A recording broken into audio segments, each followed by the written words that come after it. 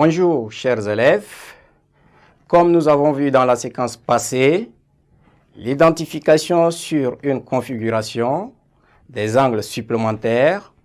Chers élèves, aujourd'hui, nous allons aborder notre séquence qui porte sur identification sur configuration des angles opposés par le sommet.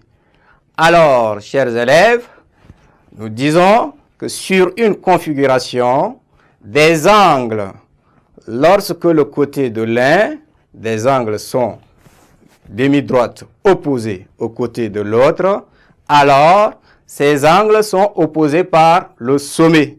Je répète, sur une configuration des angles, lorsque le côté de l'un des angles sont des demi-droites opposées au côté de l'autre, alors ces angles sont opposés par le sommet. Exemple, nous allons prendre ici, vous avez par exemple deux droites séquentes où vous avez votre première droite ici et ensuite, comme nous avons dit, ces deux droites séquentes, ce sont deux droites qui se coupent en un point. Donc voilà, nous avons le point O ici. Donc nous avons le point C, là le point B, ensuite ici le point A et là le point D. Donc pour retrouver maintenant les angles opposés par le sommet, chers élèves, regardez bien. Voilà, nous avons ici un angle. Cet angle est appelé COD. Maintenant, pour trouver son opposé, l'opposé serait de l'autre côté. Donc voilà, vous avez votre sommet O ici. Donc l'opposé de cet angle ne serait rien autre que celui-là.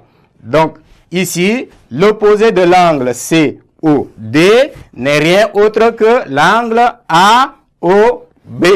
Donc nous écrivons alors la mesure de l'angle ici COD va être égale à la mesure de l'angle ici AOB. Donc là, nous pouvons encore retrouver l'autre angle opposé. Ici, par exemple, nous pouvons tracer là, donc nous avons l'angle COA.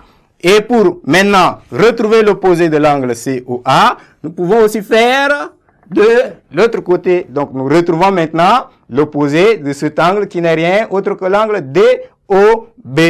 Maintenant les angles opposés par leur sommet ont même mesure.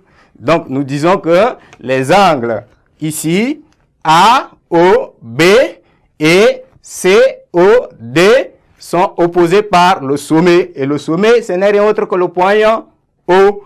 Ensuite, les angles aussi, là, vous avez AOC et BOD sont aussi opposés par le sommet. Donc, nous écrivons maintenant la mesure de votre angle ici. AOC va vous donner la mesure de l'angle maintenant DOB. C'est ainsi qu'on retrouve les angles opposés par le sommet. Maintenant, identification des angles alternes internes. Donc, ici, angle alterne interne. Angle alterne interne, c'est-à-dire l'angle qui se trouve à l'intérieur et à l'extérieur. Donc ici, chers élèves, nous voyons bien, nous avons deux droites parallèles et ces deux droites sont ici coupées par une droite séquente. Donc maintenant, si vous regardez bien, voilà, vous avez l'angle ici, 1A est égal à l'angle là, B1 aussi. Donc ici, nous pouvons dire que la mesure de l'angle A1 n'est rien autre que la mesure de l'angle B1. Donc, nous disons que les angles A1 et B1 sont des angles alternes internes. Donc, ici, les angles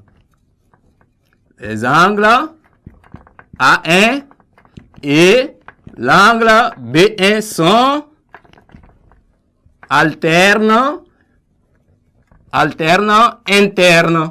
Et maintenant, quand vous avez deux angles alternes internes, leurs mesures aussi sont égales.